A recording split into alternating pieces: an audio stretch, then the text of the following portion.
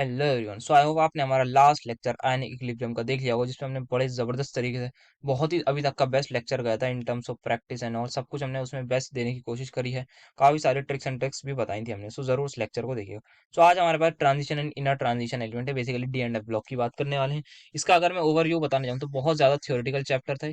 इसमें एक ही major concept आता था जो कि हमारे पास डी ब्लॉक के ऊपर आता था, डी ब्लॉक एलिमेंट्स के ऊपर आता था। सर उसमें क्या आता था? उसमें हमारे पास आयनाइजेशन एनर्जी, मैग्नेटिक मूवमेंट का कंसेप्ट आता था, ये हमारे पास इंपॉर्टेंट आते थे, और कलर वाला कंसेप्ट। तो ये हमारे पास मेजर कंसेप्ट थे।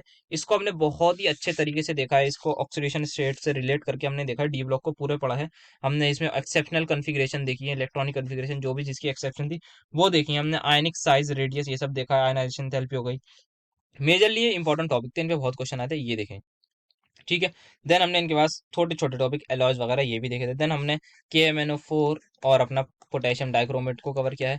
इस पे वैसे अब जनरली क्वेश्चन नहीं आते, ये लेस इंपॉर्टेंट था। और खास बात ये देखिए, नीट और जेई में ये इंपॉर्टेंट होता था हमारे लिए, बट इस एग्जाम में ये इंपॉर्टेंट नहीं है। सो हर एग्जाम की अलग रिक्वायरमेंट होती है, जैसा मतलब वो चाहती है हमारे पास एजेंसी, वैसा ही हम पढ़ाएंगे ही, उस हिसाब से हमें चलना होता है। सो देन हमने फिजिकल प्रॉपर्टीज वगैरह ये सब पढ़ी। देन हमने इस थोड़े से मिनरल्स ओर्स देखे हमारे डी ब्लॉक एलिमेंट्स के, और कुछ क्वेश्चन इन पर भी देखे मिनरल ओर्स पर। देन मेटलर्जी के बारे में थोड़ा सा पढ़ा, मतलब इतना इंपॉर्टेंट नहीं है वो topic. Then commercial forms of iron हमारी हो गई। देन हमारा फाइनली एफ ब्लॉक आता है, जिसमें हमने लेंथेनॉइड की सारी प्रॉपर्टीज देखी, एक्टिनॉइड्स की सारी प्रॉपर्टी देखी। जो जो मेजरली इंपॉर्टेंट चीज थी वो हमने बताई कि ये आपको करनी ही करनी है, जैसे इनके नाम हो गए कि आइडेंटिफाई आपको करना जरूर आना चाहिए हर हाल में। देन इसमें डिफरेंस वगैरह देखा हमने इनके बीच में, कौन रेडियो एक्टिव है कौन रेडियो एक्टिव नहीं है वो देखा। मैग्नेटिक मूवमेंट तो ये सब हमने देख लिया। देन इस क्वेश्चन में हमने again in the lecture maximum question का रिकॉर्ड तोड़ दिया है। जो लास्ट क्वेश्चन में शायद हमारा 28 क्वेश्चन था, इस लेक्चर में हमने 29 क्वेश्चन के आसपास डिस्कस करें। रीजन वही है कि मतलब इतनी कैलकुलेशन नहीं था, लास्ट लेक्चर हमारा कैलकुलेटिव भी था हमारा, तो इसीलिए वो बेस्ट लेक्चर में कह रहा हूँ, क्योंकि उसमें बहुत ज्यादा कैलकुलेशन वगैरह सब थी। तब भी हमने उसमें मैक्सिमम क्वेश्चन करे, क्रिस्प थ्योरी रही है उस लेक्चर में हमारी। और मैंने एक आधी क्वेश्चन होमवर्क दिया है, तो अगर मैं देखूँ टोटल की उसमें, तो लास्ट लेक्चर ही हमारा जीता है, क्योंकि उसमें 7-8 क्वेश्चन हमने होमवर्क दिया था, इसमें एक ही क्वेश्चन दिया है, क्योंकि इतना ज्यादा जरूरी नहीं है। तो इतने क्वेश्चन हो गए, ये होमवर्क दे दिया हमने आपको, तो लगभग 30 क्वेश्चन आपके हो गए। तो आपका ये चैप्टर ऑलमोस्ट तैयार हो जाएगा। आपको बस क्या करना है, इसके बाद हमारी टेस्ट सीरीज में इनरोल हो जाइएगा। हमारी जो टेस्ट सीरीज है उसकी, उसमें आपको वो कहाँ मिलेगी, वो ऐप में मिलेगी, उसकी लिंक आपको डिस्क्रिप्शन में होगी। उससे ये होगा कि आपको पता लग जाएगा कि आपने कितना ज्यादा प्रिपेयर्ड है। ओ सॉरी, इस लेक्चर में जैसा कि आपको दिखेगा कि थ्योरी भी है, क्वेश्चन भी है, मैक्सिमम क्वेश्चन मैक्सिमम थ्योरी, जितनी हम कवर कर सकते हैं उसकी हम पूरी पूरी कोशिश कर रहे हैं। टॉपिक वाइज हम क्वेश्चन ले रहे हैं, ये इस लेक्चर की खास बात है। सो आई होप आपको मजा आएगा, और ये थियोरेटिकल चैप्टर में भी आप अपना इंटरेस्ट डेवलप करेंगे। मैक्सिमम हमने फोकस इस पे दिया है, बहुत ज्यादा टाइम भी हमने इस पे दिया है, क्योंकि इसी पे मैक्सिमम क्वेश्चन आए हुए हैं, और देन इस पे आए हुए हैं मैक्सिमम क्वेश्चन। ये बीच वाला टॉपिक इतना इंपॉर्टेंट नहीं है। तो चलिए स्टार्ट करते हैं हमारा आज का लेक्चर। तो सबसे पहले हमारे पास आता है ट्रांजिशन एलिमेंट्स होते क्या हैं। तो सबसे पहले एक बात मैं आप सभी को क्लियर कर दूं, ट्रांजिशन एलिमेंट्स हमारे डी ब्लॉक के कुछ एलिमेंट्स को कहते हैं। सर कुछ को मतलब सबको नहीं कहते, ऑलमोस्ट सभी को कहते हैं एक्सेप्ट सम एलिमेंट्स। अच्छा सर किनको नहीं कहते ये बताइए आप। So D block transition elements में आपको क्लियरली बता दूं, zinc, cadmium, mercury, these three are not transition elements. Sir क्या बात कर रहे हैं हम जी, ये ट्रांजिशन एलिमेंट नहीं है, बट डी ब्लॉक एलिमेंट्स हैं, क्योंकि ये डी ब्लॉक में आते हैं। सबसे पहली खास बात हमारी है सर, इसका रीजन भी होगा। इसका रीजन अगर मैं आपको थोड़ा सा बताना चाहूँ, तो आप सभी ने कुछ जिंक की कॉन्फ़िगरेशन आनी चाहिए, जो कि होती है मेरे पास 3D10 4s2। सिमिलरली इसकी 4D10 5s2 ऐसे सोन हो जाएगा। अब यहाँ पे जो जिंक है ना, ट्रांजिशन एलिमेंट सबसे पहले वो एलिमेंट्स होते हैं जिनमें जो है डी सबशेल में, डी सबशेल में, आई रिपीट डी सबशेल में 1 से लेके 9 तक इलेक्ट्रॉन आने चाहिए, आइदर इन ग्राउंड स्टेट और ऑक्सीडेशन स्टेट। दो बातें सर, D1 से लेके 9, मतलब मैं अगर नॉर्मल कहूँ, डी ऑर्बिटल जो है हमारा पार्शियली फिल्ड होना चाहिए, पार्शियली फिल्ड डी ऑर्बिटल होना चाहिए। ठीक है, कब होना चाहिए, या तो ग्राउंड स्टेट में या ऑक्सीडेशन स्टेट कोई ऐसी हो उसमें होना चाहिए। अब जिंक जो है, क्या यहाँ पे डी ऑर्बिटल पार्शियली फिल्ड है, नॉर्मल स्टेट में नहीं। क्या आपने जिंक +3 कभी देखा है? सर मैंने तो कभी नहीं देखा। जिंक +3 अगर होता तो ये 3D9 हो जाता, बट ऐसा हमने कभी नहीं देखा। तो जिंक जो है हमारा सिर्फ और सिर्फ +2 होता है, और +2 में भी ये 3D10 होता है। That's why this is not a transition element, you have to remember this point, पहला ही हमारा की पॉइंट है इसका। सो बात करते हैं, हमारे पास सबसे पहले आती है फर्स्ट ट्रांजिशन सिटी, जो शुरू होती है स्कैंडियम से और खत्म होती है जिंक पर। ठीक है, अब यहाँ पे ट्रांजिशन एलिमेंट हम सभी को पता है कि ग्रुप 3 से लेके 12 में होते हैं, और यहाँ पे पीरियड 4 5 6 7 चार पीरियड्स हमारे हैं 6D सीरीज तक है। सो इनकी जनरल कॉन्फ़िगरेशन क्या होती है, आर्गन क्या है सर, आर्गन इससे पहले की नोबल गैस जिसका एटॉमिक नंबर 18 होता है, 18 तक, यहाँ तक हमने आर्गन तक कहते हैं जनरल वैल्यू। देन 4s2 और 3D 1 से लेके 10 तक आते हैं, ये सारे स्कैंडियम में 3D1, टाइटेनियम में 2, देन हमारे पास स्कैंडियम, टाइटेनियम, वेनेडियम इसमें आ जाते हैं, फिर देन क्रोमियम, देन मैंगनीज, ऐसे सो ऑन। यहाँ पे दो एक्सेप्शन है, एक उस एक्सेप्शन को मैं ऐसा करता हूँ लिख देता हूँ, या फिर आगे हमारे पास होगा इलेक्ट्रॉनिक कॉन्फ़िगरेशन, अगर नहीं होगा तो मैं लिख दूंगा, ठीक। सो ये होगा हमारा 3D। देन 4D में भी सेम आता है, यट्रियम से लेके कैडमियम तक। देन इसमें हमारे पास लैंथेनियम से लेके हमारे पास हॉफनियम से मरकरी। वैसे हमारे पास ये जो है यहाँ पे लेंथेनम जो है, इसकी इलेक्ट्रॉनिक कॉन्फ़िगरेशन ऐसी नहीं होती, क्योंकि ये हमारा 5D सीरीज में तो है, बट यहाँ से लेंथेनॉइड शुरू हो जाते हैं, तो this is the reason. Similarly यहाँ से एक्टेनॉइड शुरू हो जाते हैं, तो this is the reason. So I hope ये बहुत सी बेसिक बात थी कि कैसे जनरल कॉन्फ़िगरेशन की बात कर रही थी। मेजरली अगर मैं आपको बताऊँ तो स्कैंडियम से लेकर आपको जिंक तक एटॉमिक नंबर विद कॉन्फ़िगरेशन याद हर हाल में होने चाहिए सीक्वेंस में। सो बढ़ते हैं अब नेक्स्ट टॉपिक की तरफ। अब यहाँ पे आ रही है electronic configuration of 3D series element. अच्छा, सो इलेक्ट्रॉनिक कॉन्फ़िगरेशन हमारी 3D सीरीज क्या है यहाँ पे। सबसे पहले स्क्वांडियम का 21, 22, 23 ये सारे लिखे हुए हैं, और यहाँ पे इन्होंने स्मार्ट कोड भी दे रखा है, अगर आप चाहें तो याद कर सकते हैं, वरना ये वाली आसान होती है, वैसे ऐसे ही हो जाती है, और मुझे लगता है काफ़ी लोगों को याद भी होगी, क्योंकि पीरियोडिक टेबल में ये वाली तो हम कर ही लेते हैं एटलीस्ट। सो सबसे पहले एक्सपेक्टेड इलेक्ट्रॉनिक कॉन्फ़िगरेशन जो है 3D बनाना चाहिए 4s2। सर 4s2 पहले क्यों भरा है? आप सभी को n+l रूल याद होगा, तो n+l जो है इसका कम होता है, इसलिए पहले हम 4s भरते हैं, ठीक है। बहुत डिटेल में नहीं जा रहा, एटॉमिक स्ट्रक्चर वाले लेक्चर में देखेंगे। Then 3D2 4s2। अब यहाँ पे आप देखेंगे कि यहाँ पे सबकी सेम आ रही है, एक्सेप्ट अब मैं जो आपको बता दूं, point to be noted is chromium and other is copper. तो ये आप नोट करिए, एक्सपेक्टेड आनी चाहिए थी इसकी ये 3D9 4s2, बट क्या आ रही है 3D10 4s1।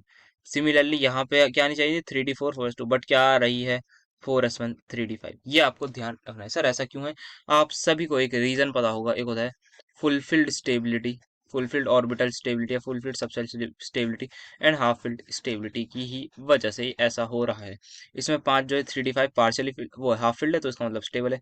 इसमें फुलफिल्ड हो रहा है इसलिए स्टेबल है। 9 होता तो सर वो, या 4 होता तो मतलब हाफ फील्ड रहता, तो इसलिए हम in for the sake of stability ये हमारा होता है।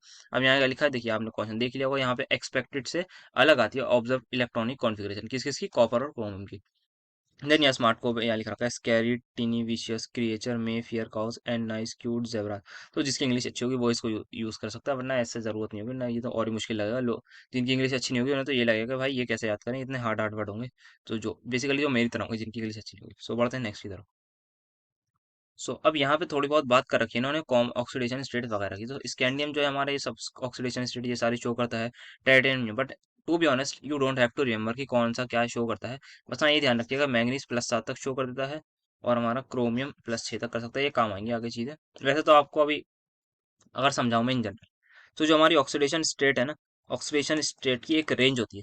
सर क्या रेंज होती है? वो होती है x+y। सर x+y मतलब क्या कह रहे हैं आप? सो मैं आपको सभी को बताऊं, हमारे जो 3D सीरीज की स्पेसिफिकली बात करूँ, ये आर्गन होता है। देन हमारे पास कुछ इलेक्ट्रॉन होते हैं 4s में, एंड कुछ होते हैं 3D में। तो जितने इलेक्ट्रॉन 4s में है वो होगा मेरा x, जितने इलेक्ट्रॉन 3D में है वो होगा मेरे y। सो ऑक्सीडेशन स्टेट कहाँ से शुरू होगी? x से शुरू होगी, कहाँ पर खत्म होगी? y पर खत्म होगी। You have to remember. बस यहाँ पे ये जो है स्कैंडियम वाला थोड़ा सा फॉलो नहीं होता है, बाकी सब में ये आपको फॉलो देखने को मिलेगा कि सबकी ऑक्सीडेशन स्टेट +2 से शुरू होगी। और यहाँ पे जो है बस कॉपर का आप देख लेंगे, क्योंकि कॉपर में आपको याद होगा 4s1 होता है। क्रोमियम में भी हमारे पास जैसे 4s1 होता है, बट ये +2 से शुरू होता है। सो मैंने एक रेंज बता दी आपको। इन जनरल अगर आए तो आपको इससे जाना है कि भाई ऑक्सीडेशन स्टेट जो है x टू x+y होती है, where x is number of electron in 4s, x y is number of electrons in 3D। इस कंसेप्ट पे आपको जाना है, शुरुआत होगी x से। बस कैंडियम की एक और रखनी है, वैसे ये ध्यान इतने रखने की जरूरत नहीं है। सो थोड़ी बहुत बातचीत होगी ऑक्सीडेशन स्टेट, अब इनकी प्रॉपर्टीज पे चलते। सो नाउ अब आती है बात एटॉमिक रेडियस की।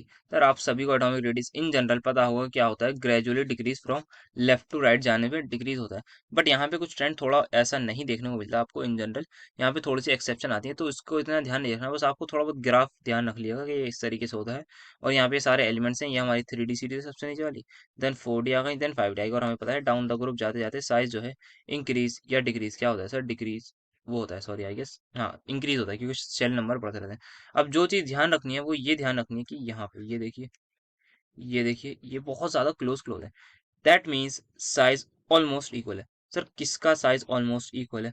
यहाँ पे आप देख पा रहे होंगे ये क्या है, ये दोनों जो है टाइटेन जर्कोनियम और हाफनियम को डिनोट कर रहे हैं, ये वाला टाइटेनियम को कर रहा है। सो यहाँ पे जो जर्कोनियम और हाफनियम है इनका साइज एकदम approximately, not exactly but approximately equal होता है। पॉइंट का फर्क होता है, देख लेंगे भाई आप। यहाँ पे कुछ अगर 16 पॉइंट समथिंग है, तो ये भी 16 पॉइंट समथिंग के आसपास ही आएगा। देन यहाँ पे नायोबियम और टेंटेलम इनका अप्रोक्सीमेटली अप्रोक्सीमेटली इन सभी का इक्वल होता है। सो कहने का मतलब ये है 4D और 5D सीरीज में आफ्टर यट्रियम एंड लैंथेनम जो कि फर्स्ट एलिमेंट्स हैं, अप्रोक्सीमेटली जो साइज होता है वो इक्वल होता है। जो 3D का 3D नहीं sorry 4D is equals to approximately 5D, कब? After yttrium. तो जर्कोनियम हाफियम का, और इसका रीजन जो आता है वो भी मैं आपको बता दूं, ड्यू टू लेंथेनॉइड कॉन्ट्रैक्शन। ये इसका रीजन आता है लेंथेनॉइड कॉन्ट्रैक्शन की, यहाँ से जो है लेंथेनॉइड शुरू हो जाते हैं। मतलब लेंथेनॉइड आ गए तो मतलब एफ ब्लॉक आ गया। सर एफ ब्लॉक आ गया तो उसका मतलब क्या है? 4F की एंट्री होगी, और 4F की हम सभी को पता है पुअर शील्डिंग होती है, जिसकी वजह से हमारा जो साइज है वो कॉन्ट्रैक्ट मतलब कम हो जाता है। ये इसका एक रीजन था। देन यहाँ कुछ लिखा हुआ देख लेते हैं। Elements having same oxidation state show decrease in ionic radii due to increase in nuclear charge. So यहाँ पे कुछ जनरल बात है। देन यहाँ पे ये हमें पता है, जैसे जैसे चार्ज बढ़ेगा वैसे वैसे हमारा जो साइज है वो कम हो जाता है। देन यहाँ पे नेक्स्ट आता है हमारे पास metallic character and melting point. Metallic character क्या होता है? वही हमें सभी को पता है, ये सारे के सारे मेटल होते हैं ड्यू टू इनकी आयनाइजेशन एंथैल्पी लो होती है, एंड इनके पास वैकेंट डी ऑर्बिटल्स भी होते हैं, ये भी एक रीजन है। देन आयनाइजेशन एंथैल्पी देख लेते हैं थोड़ा सा। सर आयनाइजेशन एंथैल्पी क्या होती है? हम सभी को पता है, amount of energy required to remove an electron from, कहाँ से? From neutral, sorry isolated gaseous atom से। ठीक है, उससे होते हैं। अब ये आयनाइजेशन एंथैल्पी का ट्रेंड है, बहुत ज्यादा इरेगुलर है, इस पे ध्यान नहीं देना। अभी जिस चीज पे ध्यान देना उस पर बात करते हैं। यहाँ एक स्टेटमेंट लिखी है, इंटरमीडिएट बिटवीन दिस, इनकी जो आयनाइजेशन एंथैल्पीज होती है ना, वो एस और पी ब्लॉक की इंटरमीडिएट कहलाती है, मतलब बीच में होती है। अगर कोई एस ब्लॉक का है कोई पी ब्लॉक का है, तो इसकी मान लेते हैं 1000 है, इसकी मान लेते हैं सपोज कर लिए 2000 है, तो इसकी 1500 1700 ऐसे इनके बीच में आएगी। ये बात कहने का मतलब ये है कि किलो जूल पर मोल में the ionisation enthalpies of the elements of the third are much higher than the first and second. जो थर्ड वाले हैं सर उनकी बहुत ज्यादा है, देखेंगे आप यहाँ पे काफी ज्यादा गैप है। रीजन कहीं ना कहीं लेंथ नॉट कॉन्ट्रेक्शन से ही आता है। देन यहाँ पे एक आता है concept magnetic property. Sir magnetic property हम सभी को पता है कि ड्यू टू अनपेयर्ड इलेक्ट्रॉन्स होती है, the compounds of transition element exhibit magnetic property due to unpaired. हम सभी ने पढ़ा होगा कि भाई आयरन जो है बहुत ही अच्छे तरीके से मैग्नेट से चिपक जाता है। इसका मतलब ये क्यों होता है? क्योंकि इसकी मैग्नेटिक प्रॉपर्टी होती है। वो मैग्नेटिक प्रॉपर्टी कहाँ से आई? वो मैग्नेटिक प्रॉपर्टी हमारी आती है अनपेयर्ड इलेक्ट्रॉन से। अब उसको देखते हैं। सो यहाँ पे जो वो है यहाँ पे, the spin only formula for magnetic moment ये होता है। सर ये मैग्नेटिक मोमेंट क्या होता है? मैग्नेटिक मोमेंट बेसिकली में मैग्नेटिक कैरेक्टर को बताता है। ये इक्वल होता है N into N plus two के। Sir what is N here? Sir N is the number of unpaired electron. You have to focus कि एन हमारा नंबर ऑफ अनपेयर्ड इलेक्ट्रॉन है। एक चीज और मैं आपको यहीं पे बता दूं। सपोज करिए कोई एन की वैल्यू मैं कह रहा हूँ एक्स है। एन की वैल्यू क्या है? मतलब जो मेरा एन है, मतलब अनपेयर्ड इलेक्ट्रॉन एक्स है, कुछ भी हो सकते हैं, एक दो तीन चार पाँच छः। जो मेरा म्यू आएगा ना, एक बात ध्यान रखिएगा, वो एक अप्रोक्सीमेटली एक्स प्लस 0.75 आएगा। सर मतलब क्या है? मतलब ये है कि अगर मेरे म्यू की वैल्यू हुई वन, सॉरी म्यू की नहीं, एग्जाम्पल के लिए समझा रहा हूँ मैं, एन की वैल्यू हुई वन, तो उसका मतलब म्यू कैसे निकालेंगे आप? सर इस फॉर्मूले से 1 इंटू 1 प्लस 2 से। सो ये क्या आ रहा है? √3। सर √3 की वैल्यू होती है 1.73। सो मैंने जो कहा था, मैंने ये कहा था, इन दिस पर्टिकुलर केस अगर मैं लगाने जाऊँ ये वाली बात जो मैंने यहाँ पे कही है आपसे, ये वाली बात मैं लगाऊं, सो म्यू जो है ना मेरा, वो क्या है? एक्स प्लस, सर एक्स क्या है? Number of unpaired electron plus 0.75। So approximately 1.75 के इक्वल है। Yes sir. तो ये जो आंसर है ये 1.1 से थोड़ा ज्यादा होगा, मतलब 1.75 के आसपास हो सकता है। 1.83 आए कुछ कुछ में, मतलब एक्स प्लस 0.83 हो, एक्स प्लस समथिंग हो, बट आएगा इसी के आसपास। हमें डायरेक्टली कैलकुलेट नहीं करना है। हमें जैसे ही अगर किसी क्वेश्चन में दे दें कि सर एक चीज है, उसका मैग्नेटिक मोमेंट है लेट्स से 2.83, बताइए इसमें अनपेयर्ड इलेक्ट्रॉन कितने होंगे? छूटते ही कहना है 2 होंगे।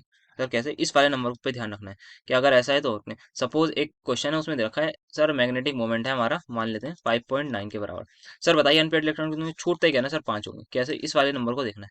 ये मैं ट्रिक बता रहा हूँ आपको इसकी, कैसे आपको ये फाइंड आउट करना है, और बाकी क्वेश्चन पे तो हम देखेंगे। देन यहाँ पे कुछ मेल्टिंग पॉइंट की बात है कि all the transition series the melting points steadily decrease up to D5 after this it increase. So यहाँ पे जो बात ध्यान रखनी है सर ये है, chromium, molybdenum and tungsten shows the highest melting point in their respective series। जबकि Mn and Tc जो है उनका एनालॉमस बिहेवियर होता था, थोड़ा जैसा होना चाहिए था वैसा नहीं होता। यहाँ पे आप ये चीज देख पा रहे होंगे, मेल्टिंग पॉइंट का ग्राफ है, सॉरी यहाँ मेल्टिंग पॉइंट का ग्राफ नहीं है I guess. So melting point का ग्राफ अगर होता तो आगे है, नहीं मेल्टिंग पॉइंट का ग्राफ नहीं है हमारे पास। सो मेल्टिंग पॉइंट का ग्राफ जो आता है ना, उसमें सबसे ज्यादा जो है इसमें आता है। ऐसा क्यों होता है? क्योंकि मेल्टिंग पॉइंट जो है ना हमारा, कहीं ना कहीं नंबर ऑफ अनपेयर्ड इलेक्ट्रॉन से लिंक्ड है। और अगर मैं आपसे पूछूं किसमें highest number of unpaired electron होंगे, तो मैक्सिमम लोग कहते हैं सर मैंगनीज, सब लोग कहते हैं मैंगनीज में 5 होंगे। बट क्रोमियम की ड्यू टू एक्सेप्शनल कॉन्फ़िगरेशन इसमें नंबर ऑफ अनपेयर्ड इलेक्ट्रॉन 6 होते हैं, जिसकी वजह से इसका मेल्टिंग पॉइंट हाईएस्ट होता है। और इसके साथ वाले दोस्तों का भी जो इसी के नीचे मिलते हैं, जैसे मोलिब्डेनम, टंगस्टन। ये जो टंगस्टन है इसका हाईएस्ट मेल्टिंग पॉइंट होता है अमंग डी ब्लॉक, सबसे ज्यादा हाईएस्ट मेल्टिंग पॉइंट मिलता है इसका डी ब्लॉक में। तो ये कुछ थोड़ी बहुत बातचीत थी। अब यही हमारे पास जो अनपेड इलेक्ट्रॉन है वहीं से रिलेटेड आया था थोड़ा बहुत कंसेप्ट हमारा कलर का। कलर आता है हमारे पास क्यों, वो हम इतना ज्यादा डिटेल में देखेंगे, वैसे हमने अपने कोऑर्डिनेशन वाले कंपाउंड चैप्टर में इसको देख रखा है कि क्या कंसेप्ट था हमारे पास, इलेक्ट्रॉन जंप होता था, एक्साइट होता था। ये कंसेप्ट हमने कोऑर्डिनेशन वाले लेक्चर में देखा है, तो बहुत स्टार्टिंग में करा था। उसकी प्लेलिस्ट की लिंक भी आपको मिल जाएगी, तो आप वहां से आप कलर को समझ सकते हैं अच्छे से। तो colour of transition ion is due to, किस वजह से होता है, प्रेजेंस ऑफ अनपेड इलेक्ट्रॉन, पहले बता दिया। डी डी ट्रांजिशन सर ये क्या होता है, इसको चलिए के मोनोफोर में समझ लेंगे। Number of ligands attach to the metal ion, मतलब लिगेंड्स पे भी डिपेंड करता है कि सारे लिगेंड्स हैं, क्योंकि आपको मैंने बताया था लिगेंड्स का कंसेप्ट, ये भी मैंने अपना उसके बाद डिस्कस करा है हमारा CFT, उसके बाद कोऑर्डिनेशन में तो मैंने बताया था कि लिगेंड नहीं होगा तो आपकी T2G और EG नहीं बनेगा, फिर वो जो इलेक्ट्रॉन है कैसे आएगा, देन ज्योमेट्री पर भी कहीं ना कहीं डिपेंड करता है। ये थोड़ी बहुत जनरल बात है, डी ट्रांजिशन वाला समझ लेंगे, बाकी हमने ये समझ रखा है।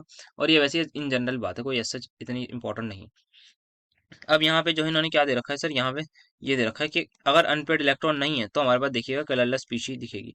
3D0 कलरलेस, Mn2 + 3D5 है, इसमें कलर होगा, इन सबके कलर होंगे जो जो फुल होंगे, मतलब अनपेड इलेक्ट्रॉन नहीं होंगे। 3D10 में क्या कोई अनपेड इलेक्ट्रॉन होगा, नहीं सर, कोई भी अनपेड नहीं होगा, इसलिए इसमें अनपेड इलेक्ट्रॉन जीरो, तो ये कलरलेस कहलाएंगे। ये भी मेरा कलरलेस है, सो अनपेड वाले कलरलेस होंगे, बाकी सब में कलर दिखेगा। देन कैटालिटिक प्रॉपर्टी, मतलब ये अच्छे कैटलिस्ट होते हैं, ये बात ध्यान रखनी है, बिकॉज यहाँ पे इनकी due two variable oxidation state आपने देख लिया, और यहाँ पे कॉम्प्लेक्स भी बना सकते हैं। कॉम्प्लेक्स मतलब क्या सर, वही कोऑर्डिनेशन कंपाउंड भी देखा है, तो हमारी इनऑर्गेनिक भी आपस में लिंक्ड होती है, जैसे ऑर्गेनिक तो बहुत ज्यादा लिंक थी, ये भी कहीं ना कहीं लिंक्ड होती है, तो आप जरूर जाके कोऑर्डिनेशन वाला लेक्चर भी देखिएगा।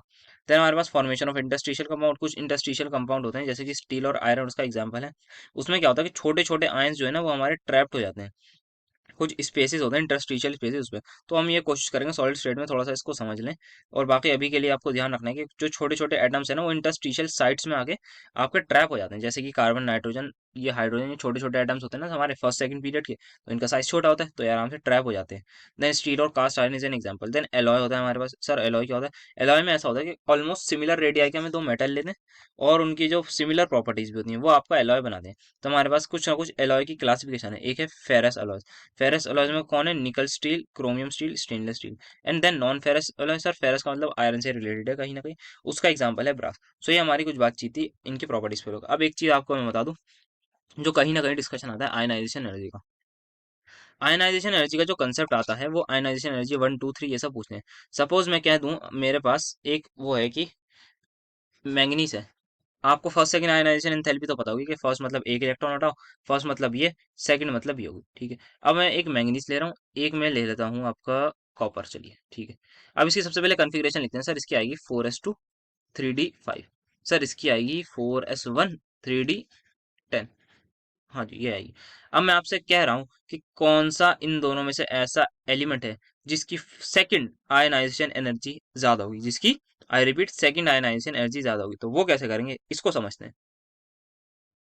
अब यहाँ पे मैंने क्या पूछा है, मैं आपसे पूछ रहा हूँ कि आयनाइजेशन एनर्जी टू बताइए किसकी ज्यादा होगी, सर ये कैसे पता करेंगे, आइए सर, आयनाइजेशन एनर्जी होती क्या है, वो एनर्जी देते हैं हम किसको, एलिमेंट को देते हैं, ताकि वो इलेक्ट्रॉन को देते हैं, और वो इलेक्ट्रॉन आपका बाहर आ जाता है, तो इलेक्ट्रॉन बाहर आ जाएगा तो जितनी कम एनर्जी देनी पड़ेगी, मतलब उतनी आसानी से बाहर आ रहा है, मतलब वो स्टेबिलिटी की तरफ जा रहा है, इसको समझते हैं। तो सबसे पहले Mn+1 है, इसको Mn2+ में जाना है, to get the second ionisation energy यही होगी, मतलब Mn1+ है, उसको मुझे Mn2+ में पहुंचाना है, तो जो एनर्जी मैं दूंगा वो मेरी आयनाइजेशन एनर्जी टू के लाएगी। सिमिलरली कॉपर का सीन है, लिखते हैं इसकी कॉन्फ़िगरेशन। सर इसकी कॉन्फ़िगरेशन इस वक्त हो जाएगी 3d5, 4s1 3d5, और इसकी जो होगी वो होगी 4s0 3d5, ठीक है जी। इसकी होगी मेरी 4s0 3d10, इसकी हो जाएगी 4s0 ही रहेगी, और 3d9 हो जाएगी। सर ये जीरो आप वन कैसे कर रहे हैं, ये पहली बात तो कर लूँ, जो इलेक्ट्रॉन रिमूव करते हैं ना वो लास्ट शेल में से निकलते हैं, अच्छा जी, तो लास्ट फोर होगा या थ्री होगा, सर फोर होगा, तो इसलिए हम इसमें से निकाल रहे हैं, टू से ये जो वन हुआ है ना, एक +1 पे, तो इसीलिए हुआ है क्योंकि लास्ट शेल से निकाल रहे हैं, ठीक है जी। तो यहाँ पे इसकी कॉन्फ़िगरेशन या इसकी कॉन्फ़िगरेशन आप सभी लोग देख के बताइए कौन सी ज्यादा स्टेबल है, ये ज्यादा स्टेबल है या ये, सर मेरे हिसाब से तो हमारी जो स्टेबल है वो ये स्टेबल है, क्योंकि यहाँ पे हाफ फील्ड पूरी तरीके से स्टेबिलिटी मिल रही है, जबकि यहाँ पे ये एक इलेक्ट्रॉन पड़ा हुआ है। और यहाँ पे देखें तो ये मेरे पास क्या है, सर ये है मेरे पास फुल फील्ड स्टेबिलिटी, और यहाँ पे मेरी पार्शियल फील्ड, तो ये मेरा अनस्टेबल आ गया, ये क्या हो रहा है अनस्टेबल, और ये क्या हो रहा है स्टेबल, और ये यहाँ पे क्या है, ये फुल फील्ड नहीं है, यहाँ पे क्या है, ये हाफ फील्ड है, ये है मेरा हाफ फील्ड, और ये मेरा क्या है अनस्टेबल है। वेयर एज ये स्टेबल है और ये स्टेबल है। अब मुझे बताइए अनस्टेबल से स्टेबल जाना है, मतलब मुझे कोई चीज अनस्टेबल से स्टेबल करनी है, मुझे ज्यादा एनर्जी देनी पड़ेगी या कम?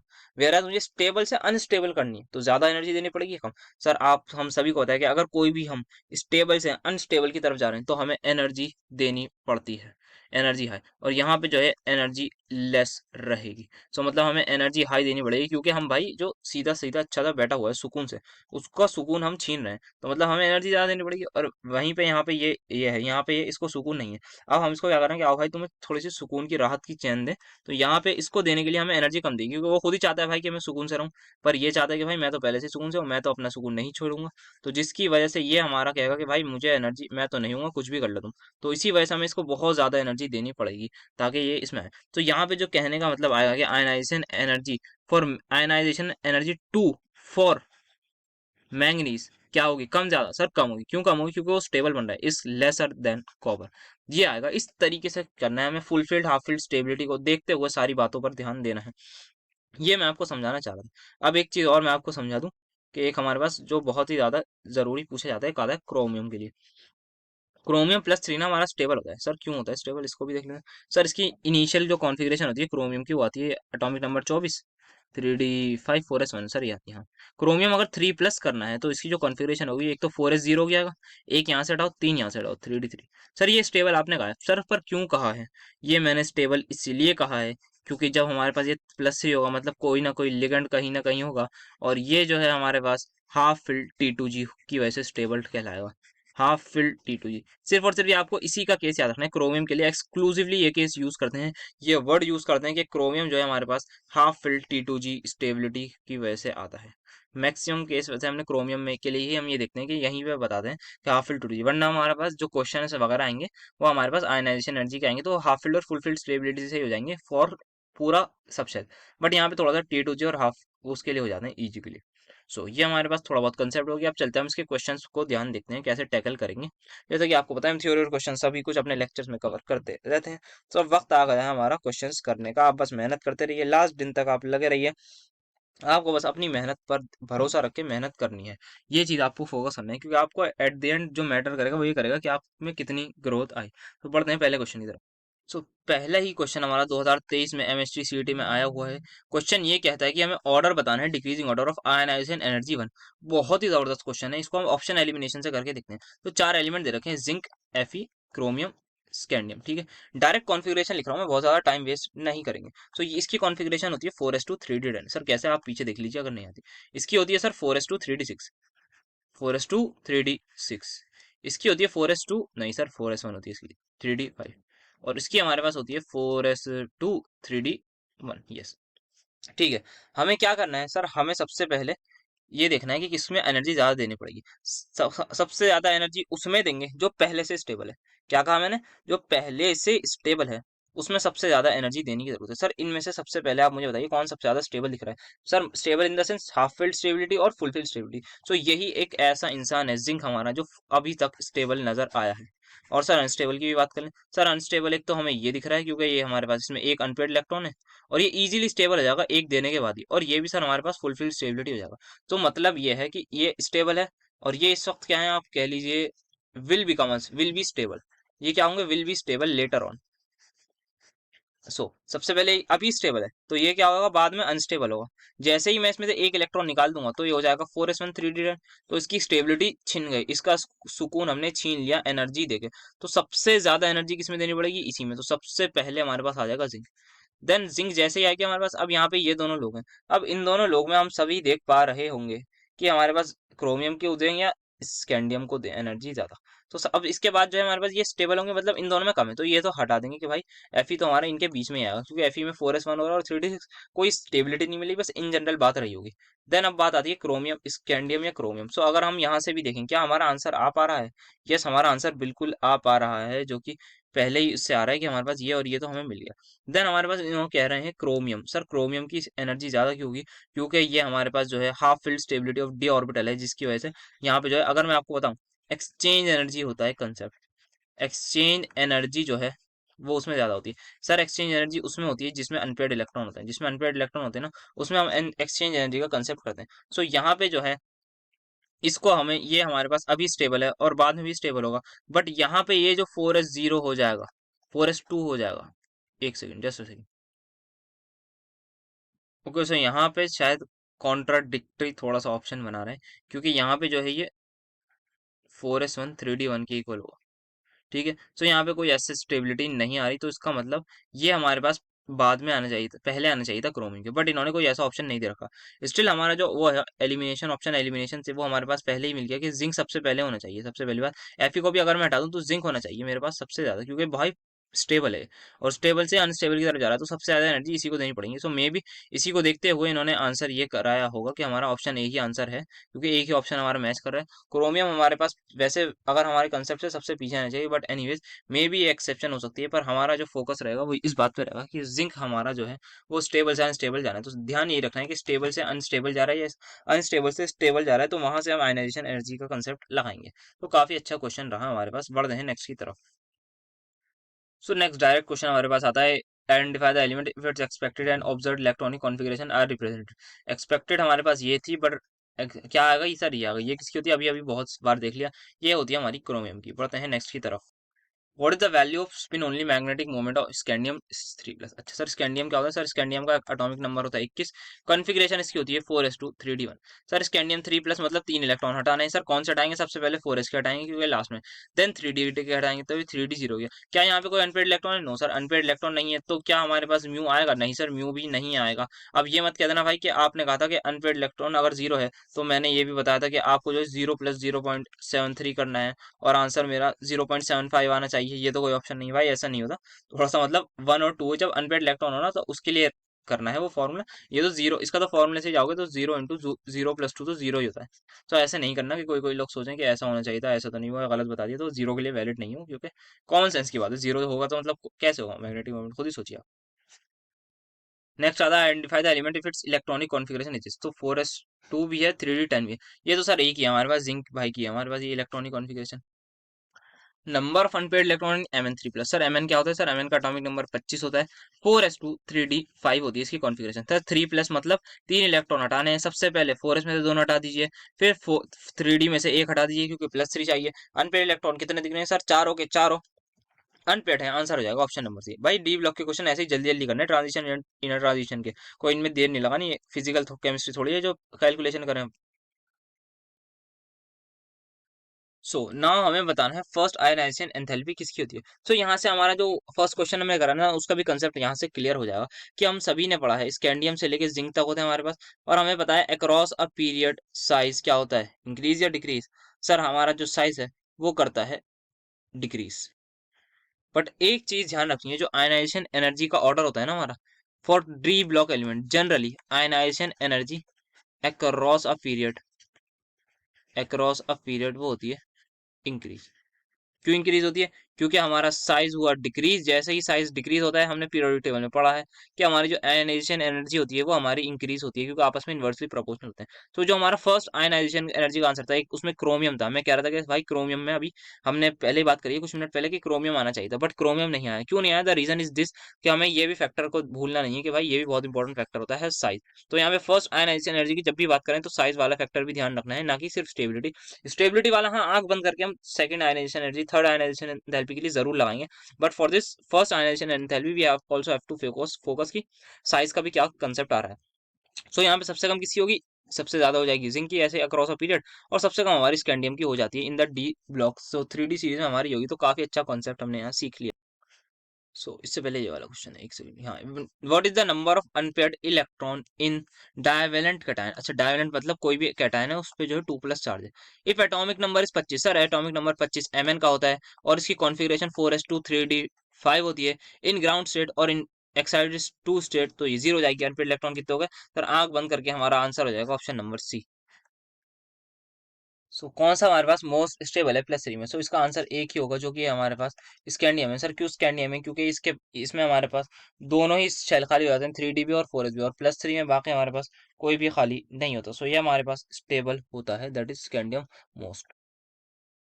विच element from the following possess half fill d orbitals either in expected or in observed electronic configuration. अच्छा सर, हमें ऑब्जर्व या किसी में भी D5 बताना है, मतलब साफ सीधी बात है D5 बताना है। सर ये होता है 3d6, ये होता है डी 3d5 4 सब 4s2 होते हैं, ये बात ध्यान रखनी। ये होता है d7, ये होता है d8। सर एक ही हमें दिख रहा है हाफ फील्ड, जिसका आंसर हो जाएगा option number B. Identify the element जिसके पास इलेक्ट 6 अनपेड इलेक्ट्रॉन है। सो ये हमने स्टार्टिंग में ही बात करी थी, हमारा जो क्रोमियम होता है उसके पास 6 अनपेड इलेक्ट्रॉन होते हैं, इज द ओनली वन। क्योंकि इसका इसी वजह से मेल्टिंग पॉइंट पे भी जिक्र करा था हमने कि इसका मेल्टिंग पॉइंट भी तभी बहुत ज्यादा हाई होता है। विच of the following elements exhibit highest spin only magnetic moment in +3। सो +3 में किसका सबसे ज्यादा क्या होगा, म्यू। सर म्यू हमारे पास जो इक्वल होता है वो n × n+2 के होता है। तो मैं सीधा सा कह रहा हूँ जिसका n ज्यादा उसका मेरे पास म्यू ज्यादा होगा, तो n निकाल लेते हैं सबके। तो +3 में स्कैंडियम में ये हो जाता है मेरे पास सब कुछ जीरो, तो इसमें n की वैल्यू जीरो आ गई। स्कैंडियम के बाद टाइटेनियम आता है, टाइटेनियम में n इक्वल हो जाएगा 1 के, वेनेडियम में हो जाएगा n इक्वल टू 2 के। Scandium, titanium, vanadium. देन आता है क्रोमियम, क्रोमियम में n हो जाएगा 3 के, क्योंकि 3 अनपेड इलेक्ट्रॉन होते हैं। सो ये आप करके भी देख लीजिएगा इलेक्ट्रॉनिक कॉन्फ़िगरेशन पे। वैसे मैं डायरेक्ट उससे जा रहा हूँ क्योंकि मुझे सीधी याद है। सबसे पहले scandium, titanium, vanadium, chromium, manganese, iron, cobalt, निकल, कॉपर, जिंक। तो स्कैंडियम में अगर जीरो है तो भाई इसमें एक ज्यादा होगा, क्योंकि एक ज्यादा, फिर इसमें एक और ज्यादा होगा, फिर इसमें एक और ज्यादा होगा। सो आंसर भी हमारा यही हो जाएगा। Which element will have highest unpaired electron in +2। सो ये मैं आपको होमवर्क देता हूँ भाई, आसान सा क्वेश्चन है, कन्फिग्रेशन लिख के करना है। सो आप इसको जरूर ट्राई करिएगा और आंसर जरूर बताइए। विच element from the following does not exhibit spin only magnetic moment in +3। मतलब अच्छा +3 में किसके अनपेड इलेक्ट्रॉन जीरो होते हैं, सर हमने पढ़ा था स्कैंडियम के जीरो होते हैं। सो नेक्स्ट हमारे पास आता है, विच of the following cations in their respective oxidation state develop colorless aqueous solution। अच्छा मतलब हमें बताना है कौन कलरलेस बताएगा। सो कलरलेस की जब हमने बात करी थी तो बात ये करी थी या तो उसकी कॉन्फ़िगरेशन D0 हो या फिर D10 हो। सर ऐसा क्यों कहा था, क्योंकि ऐसा इसलिए कहा था जब भी अनपेड इलेक्ट्रॉन आ जाएगा तो हमारे कलर की बात हो जाएगी, और जब अनपेड इलेक्ट्रॉन नहीं होगा तो मतलब हमारे पास कलरलेस स्पीशीज होगी, ये हमने पढ़ा था। तो अब ये देख लेते हैं कि इसमें D10 या D0 है। सर F3 ये जो है हमारे पास ये होता है 3D5, ये होता है 3D6, यस हाँ, और ये होता है 3D9। तो इसमें भी एक अनपेड इलेक्ट्रॉन है, बट ये होता है हमारे पास 3D10, क्योंकि कॉपर की इलेक्ट्रॉनिक कॉन्फ़िगरेशन होती है 3D10 एंड 4s1। एक्सेप्शनलिटी है, तो एक गया तो मतलब ये हो गई 3D10। तो इसका मतलब क्या होगा, इसका मतलब ये अनपेड नहीं होगा, तो इसका मतलब n की वैल्यू जीरो हो गई, तो ये क्या हो जाएगा, कलरलेस हो जाएगा। यही हमारा आंसर होगा। तो ये हमारे पास अभी का लास्ट क्वेश्चन इस टॉपिक का, what is the numerical value off spin only magnetic moment of copper 2+। Sir copper 2+ का ये पूछ रहा है मैग्नेटिक मोमेंट बताओ।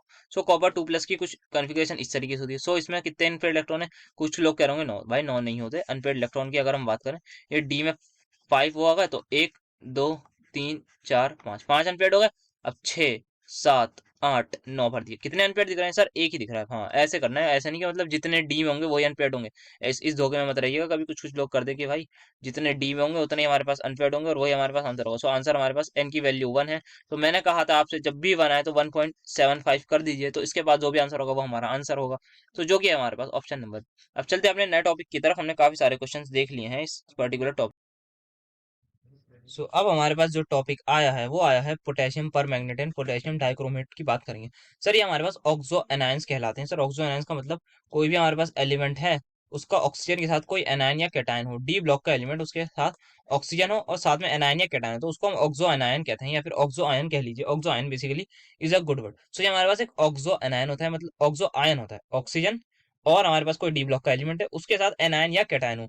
अगर हमारे पास डायरेक्ट MnO2, अगर कोई एनायन ना हो, मान लेते हैं ये एम है, कोई मेटल है और वो है, तो हम इसको डायरेक्ट ऑक्साइड कह देंगे। एंड आयन कब कहेंगे, जब हमारे पास कोई चार्ज होगा उस पर, तो माइनस या प्लस, तो इसी वजह से हम इसको कहते हैं। अब यहाँ पे हमारे पास सबसे पहले आता है KMnO4। सर बनता कहते हैं, सबसे पहले हम लेते हैं MnO2, क्या है ये, सर मैंगनीज ऑक्साइड है। इसकी हम रिएक्शन कराते हैं KOH प्लस KClO3 से। सर ये क्यों करा है, यहाँ पे मैंगनीज की ऑक्सीडेशन स्टेट है +4। सर ये कैसे निकाली, अगर ये भी नहीं आती तो हमने कौन से पढ़ा था, हमने कोऑर्डिनेशन में इसकी बातचीत कर रखी है कि इसका कॉन्ट्रीब्यूशन -2 × -2 -4 और +4 होगा। तो कोऑर्डिनेशन वाला लेक्चर भी जाके देख लियो, उसमें हमने ऑक्सीडेशन स्टेट काफी अच्छे से सीखी है। तो इसकी +4 होगी। अब यहाँ से आप जैसे ये देखेंगे ये मेरी हो जाएगी +6। सर ऐसा क्यों हुआ, इसके दो रीजन है, एक तो ये बेसिक मीडियम और दूसरा ये KClO3 में जो पोटेशियम क्लोरेट, क्लोरेट या पर क्लोरेट, हाँ पर क्लोरेट कहेंगे बेसिकली से, नहीं क्लोरेट ही कहेंगे, ये क्लोरेट है, इसमें +5 है और यहाँ पे इसकी +5 से अब Cl आ गया -1 में। तो बेसिकली ये बहुत ही अच्छा ऑक्सीडाइजिंग एजेंट की तरह काम कर रहा है। इसने जो है मैंगनीज को +4 से, ये +4 ऑक्सीडेशन स्टेट से +6 में पहुंचा दिया। अब +6 से हमें पहुंचाना है उसमें, दैट इज मैक्सिमम, क्योंकि हमें MnO4 बनाना है तो हमें +7 चाहिए। तो उसके लिए हमारे पास दो तरीके हैं, या तो एक तरीका ये, इसको हम रिएक्ट करा देते हैं CO2 से, तो हमें ये मिल जाता है KMnO4 एंड MnO2 और ये। या दूसरा तरीका ये है कि हम इसकी इलेक्ट्रोलाइटिक ऑक्सीडेशन कराते हैं, मतलब हम इसमें इलेक्ट्रिसिटी पास करा देते हैं पानी और उसके टर्म्स में, तब भी हमारे पास ये हो जाता है। सो बेसिकली थोड़ी बहुत प्रिपरेशन है, बेसिक आइडिया है, इतनी इंपॉर्टेंट नहीं है। थोड़ा इंपॉर्टेंट जो है वो ये वाला पार्ट है हमारे पास, ये दैट इज ये कि MnO4 नेगेटिव है, मतलब MnO4 नेगेटिव कोई भी आयन है, कभी भी वो एसिडिक मीडियम में जाएगा, एसिडिक मीडियम में रिएक्ट करेगा, तो वो कन्वर्ट हो जाएगा Mn2 प्लस में। मतलब जो ये +7 ऑक्सीडेशन स्टेट थी, इसका मतलब ये है ऑक्सीड in presence of acidic medium, KMnO4 is a very good oxidising agent. ध्यान रखिएगा, KMnO4 is a very good oxidising agent in acidic medium. In weakly and neutral, यहाँ पे न्यूट्रल या फिर वीकली एल्कलाइन मीडियम में ये जो MnO4 नेगेटिव है, तब भी ऑक्सीडेशन ऑक्सीडाइजिंग एजेंट होता है, बट नॉट लाइक दिस। यहाँ पे जो होता है ये +7 से सिर्फ और सिर्फ +4 में ही जाना पसंद करता है, वेराज यहाँ पे कितने में गया है, +2 में। सो यहाँ पे इलेक्ट्रॉन का चेंज कितना है सर, 5 का, यहाँ पे एन फैक्टर होता है 5 और यहाँ पे होता है 3, ये बात ध्यान रखनी है। अब यहाँ पे ये होता है कि आई नेगेटिव को I2 में कर देता है, Fe2 को Fe3 में कर देता है, मतलब जो भी कम है ना उनको ज्यादा में कर देता है, मोटी मोटी बात बताऊँ तो। और यहाँ पे ये C2O4 में यहाँ पे कार्बन +3 में होता है, तो +3 से +4 में कर देता है। तो ये अपने ये यहाँ पे आप एक बार देख लीजिएगा, ये रिएक्शन है, मतलब बैलेंसिंग वगैरह नहीं देखनी, मेन चीज बस यही थी कि ऑक्सीडाइज कर रहा है कम से में, और ये चीज बहुत इंपॉर्टेंट है कि इन वीकली और वीकली अल्काइन और न्यूट्रल मीडियम KMnO4 हमारा जो है आई नेगेटिव से IO3 नेगेटिव में कन्वर्ट कर देता है। This is you have to focus, ये थोड़ा सा इंपॉर्टेंट पॉइंट है। और बाकी जो है सब कुछ ऑलमोस्ट सेम ही होगा, ये हो गया, और ये तो हमने देख लिया कि मतलब MnO4 नेगेटिव अगर Mn2 प्लस है तो वो MnO4 मतलब +4 में जाएगा, ये बात है बेसिकली। तो ये कुछ चीजें हमें ध्यान रखनी है। अब हमारे पास जो टॉपिक आता है उस पर चलते हैं, दैट इज ये पोटेशियम क्रोमेट। सो पोटेशियम डाइक्रोमेट आता है, सबसे पहले ये बनता कहता है, ये बनता है, ये होती है हमारे पास क्रोमाइट, और यहाँ लिखा हुआ है ये क्रोमाइट और होती है FeO.Cr2O3। इसकी हम रिएक्ट कराते हैं सबसे पहले सोडियम कार्बोनेट से, और हमें मिल जाता है sodium chromate. Sir sodium chromate में जो आयन है, ये है मेरे पास ये Cr2, ये, और इसमें जो ऑक्सीडेशन स्टेट है सर वो कितनी है, सर वो मेरे पास ऑक्सीडेशन स्टेट +6 है, तो मतलब मैक्सिमम ऑक्सीडेशन स्टेट होती है। अब मैं इसकी एक कंसेप्ट बता दूं आपको, अगर मुझे इस क्रोमेट को इस डाइक्रोमेट में कन्वर्ट करना है, क्रोमेट को डाइक्रोमेट आयन में कन्वर्ट करना है, Cr2O4 ही होता है ना, हाँ Cr2O7, sorry sorry, Cr2O7 2 negative में, तो मुझे सिर्फ और सिर्फ एसिडिक मीडियम में डाल देना है। इस आयन को मैं एसिडिक मीडियम में डाल दूंगा, my reaction will move towards plus इसमें, दैट इज डाइक्रोमेट। वहीं अगर मैं इस क्रोमेट आयन को बेसिक मीडियम में डाल दूं तो मेरी रिएक्शन बैकवर्ड में आ जाएगी, दैट इज क्रोमेट आयन की तरफ। सो क्या कहा मैंने, अगर डाइक्रोमेट को डाइक्रोमेट में करना है एसिडिक मीडियम, अगर डाइक्रोमेट को क्रोमेट में करना है बेसिक मीडियम में डाल दिए, ये बात है कहने की, ठीक है जी। तो यहाँ पे अगर मैं कुछ बताऊं तो यहीं पे भी ऐसा हुआ है, पहली रिएक्शन में हमने ये बना लिया, अब इसको हम यूज करेंगे अगली रिएक्शन में, क्योंकि हमें अब डाइक्रोमेट बनाना है। तो सीधा सा मैं सोडियम डाइक्रोमेट बनाने के लिए एसिड से रिएक्ट करा दूंगा, that is H2SO4, H2SO4 H plus देगा, और CrO4 2 नेगेटिव को Cr2O7 2 नेगेटिव में कर देगा, और वहीं Na हमारा रिएक्ट कर जाएगा। एंड देन फाइनली हम यहाँ पे डबल डिस्प्लेसमेंट करा के इसको डिस्प्लेस कर देंगे सोडियम को, और KCl अपनी जगह की जगह, KCl में से K आज के इसको जगह ले लेगा। सो आई होप आपको ये समझ में आएगा। सबसे पहले क्या बनाया है, सोडियम क्रोमेट, फिर सोडियम क्रोमेट को एसिडिक में मीडियम में करा के डाइक्रोमेट बना दिया, फिर डबल डिस्प्लेसमेंट रिएक्शन करा दी। अब यहाँ पे इसकी कुछ रिएक्शंस हैं जो कि हमारे पास नॉर्मल सी होती है, I negative to I2, same वही है ऑलमोस्ट, जो इसकी जो रिएक्शन है ना एकदम हमारे पास एग्जैक्टली ऑलमोस्ट सेम ऐसी तरह की होती है जैसे हमने KMnO4 में एसिडिक मीडियम में पढ़ी है, ये वाली, ये जो रिएक्शन है ऑलमोस्ट सेम ही है सारी। और यही बात हुई कि ये हमारे पास उसमें दैट इज एसिडिक मीडियम में बहुत अच्छा ऑक्सीडाइजिंग एजेंट होता है। बट अगर ऑक्सीडाइजिंग पावर की बात करूं तो Mn वाला ज्यादा होता है, that is potassium permanganate is more strong oxidising agent than this, ठीक है जी। बढ़ते हैं पहले क्वेश्चन की तरफ। यहाँ पे क्या रहा है, potassium dichromate is a good oxidising agent in acidic medium, बिल्कुल सही बात है कि हमारे पास जो MnO4 माइनस है वो बहुत अच्छा ऑक्सीडाइजिंग एजेंट होता है इसमें। The oxidation state of chromium, अच्छा क्रोमियम की बात कर रहे हैं, the oxidation state of chromium changes by, अच्छा तो एसिडिक मीडियम में हमने उसका तो पढ़ लिया, दैट इज हमारे पास ये इसका कि ये +7 से +2 में जा रहा है। सर ये भी बता दीजिए, सर ये हमारा जो है +6 से चला जाता है +3 में, ये बात ध्यान रखनी है कि जो ये जो Cr2O7 2 नेगेटिव है, जब मैं इसको एसिडिक मीडियम में ट्रीट कराऊंगा तब मेरा ये कन्वर्ट हो जाएगा Cr3 प्लस में। तो पहले किस में था सर, पहले था +6 में, अब हो गया है +3 में। तो जो इलेक्ट्रॉन एक ऑक्सीडेशन स्टेट में चेंज आया है वो आया है 3 का। सो आंसर भी मेरा हो जाएगा 3। क्यों आया है 3, क्योंकि सर यहाँ पे कितने का चेंज हुआ है, 3 का ही चेंज हुआ है ऑक्सीडेशन स्टेट ऑफ क्रोमियम में। तो ये हमारा आंसर हो जाएगा। बढ़ते हैं नेक्स्ट क्वेश्चन की तरफ। विच of the following is a product of first step and is used as a reactant in next step for the manufacture of इस अच्छा, तो पहले उस स्टेप में वो बनेगा और दूसरे स्टेप में वो यूज होगा as a manufacturing for this. और हमारे पास जो वो होगा from concentrated chromite. So chromite और क्या थी हमारे पास, क्रोमाइट और ये थी हमारे पास। तो फर्स्ट स्टेप में इसको हम किससे रिएक्ट कराते थे, वो था Na2CO3। और हमारे पास एक प्रोडक्ट बनता था, वही प्रोडक्ट हमारा नेक्स्ट स्टेप में यूज होता था। तो वो प्रोडक्ट क्या था, वो प्रोडक्ट था हमारा ये Na2CrO4। और इसको हम नेक्स्ट स्टेप में H+ में ऐड करा के इसको बना दिया करते थे sodium dichromate, yes Na2Cr27। And then finally इसकी KCl से रिएक्शन कराने के बाद हम बना लिया करते थे अपना पोटेशियम डाइक्रोमेट। तो ये यही कह रहे हैं कि हमारे पास कौन सा ऐसा प्रोडक्ट था जो फर्स्ट स्टेप में बना और अगले स्टेप में यूज हुआ रिएक्टेंट की तरफ for the manufacture of this from concentrated chromite और। यहाँ जो इन्होंने कह दी ना फ्रॉम कॉन्सेंट्रेटेड क्रोमाइट और, तो इसका मतलब फर्स्ट टू स्टेप की बात हो रही है। सो हमारा आंसर जो होगा वो हो जाएगा potassium chromate. How sodium chromate is converted into sodium dichromate. So आपको सभी को मैंने बताया था कि CrO4 टू माइनस का क्रोमेट ये कन्वर्ट होता था डाइक्रोमेट में कब, जैसे ही मैं एसिडिक मीडियम में इसको ऐड कर दूं। तो एसिडिक मीडियम क्या है, by the action of limestone, नहीं भी CaCO3 थोड़ी करते हैं, सोडियम हाइड्रोक्साइड नहीं, बेस भी नहीं करते, ना ही सोडा ऐश भी नहीं करते, यस कंसंट्रेटेड H2SO4 करते हैं क्योंकि वी नीड एसिडिक मीडियम। तो काफी सारे क्वेश्चन हमने इस टॉपिक पे भी देख लिए। अब हम चलते हैं अपने नेक्स्ट टॉपिक की तरफ, जैसे कि हम थ्योरी क्वेश्चन दोनों चीजें कवर कर रहे हैं। बस आपको लग रहना है, मेहनत करते रहिए, आखिरी दिन तक जरूर रिजल्ट मिलेगा, आपकी ग्रोथ जरूर होगी। आज आप जिस लेवल पे भी हैं, जो भी आपको आता है नेक्स्ट टाइम पर आप जब एग्जाम देने जाएंगे तो काफी अच्छे लेवल पर होंगे। बस आपको हिम्मत नहीं हारनी है, आपको कांस्टेंट हार्डवर्क करते रहना है। अब यहाँ पे कुछ कॉमन प्रॉपर्टीज हैं, मैं इनको ज्यादा रीड नहीं कर रहा, बस आप इनको एक बार खुद ही देख लिएगा कि यहाँ पे क्या क्या होता है। Lustrous, shiny, hard, density high होती है, हाई मेल्टिंग पॉइंट, ये सारे कुछ काम के नहीं है, मैं अगर आपको सीधी सी बात बताऊँ तो नेक्स्ट टॉपिक पे डायरेक्ट चलते हैं, जंप करते हैं, उसको समझ। अब यहाँ पे कुछ मिनरल्स एंड ओर्स लिखे हुए हैं हमारे पास, ये थोड़ा सा हमारे पास काम का है। सर मिनरल और में वैसे इतना डिफरेंस मैं बता नहीं रहा क्योंकि अभी टाइम की थोड़ी कंस्ट्रेंट है। तो बेसिकली यहाँ पे ये सारे मिनरल है और यहाँ पे ये और है, तो इसकी और हो गई, हेमेटाइट हो गई। ये सारे मिनरल्स के नाम याद रखने हैं, haematite, magnetite, limonite, iron pyrite, siderite. इसमें बेसिकली क्वेश्चन भी आए हुए हैं हमारे पास ओर्स पे, तो वो भी एक आध से आधा हुआ है, देखेंगे। Zinc blende, zincite, calamine, इन सबके नाम आपको याद करने हैं। एक बार आप इनको याद कर लिएगा, जितने आप कर सकते हो, हो सके उतना कर लिएगा। रोज एक एक करेंगे तो हमारे पास कितने, 1 2 3 4 5 और 8 और 11, तो 11 है हमारे पास। आपके पास 11 दिन में आराम से ये सारे के सारे और याद हो जाएंगे, एक दिन में एक करेंगे तो कोई ऐसा हार्ड एंड फास्ट रूल नहीं है, बस आराम से इनको याद कर लिएगा। हम नेक्स्ट टॉपिक देखते हैं ये, हाँ। सो यहाँ पे मेटलर्जी की थोड़ी बहुत बात आती है कि मेटलर्जी मतलब एक्सट्रैक्शन करनी है बेसिकली हमें, किसी भी मेटल को निकालने के लिए हम कहते हैं मेटलर्जी। सबसे पहले आता है पायरो मेटलर्जी। इसमें क्या करते हैं हम, ओर्स को रिड्यूस कर देते हैं मेटल के साथ एट हाई टेम्परेचर। मतलब ओर जो है वो हमारे पास किसी ऑक्साइड की फॉर्म में होती है और फिर हम उसको रिड्यूस करके अपना मेटल में बना देते हैं विद सुटेबल रिड्यूसिंग एजेंट, जो कि जनरली हमारे पास होता है कार्बन। देन सेकंड आता है metals are extracted from aqua solution of their salt. ये भी हमारे पास हाइड्रोमेटलर्जी है।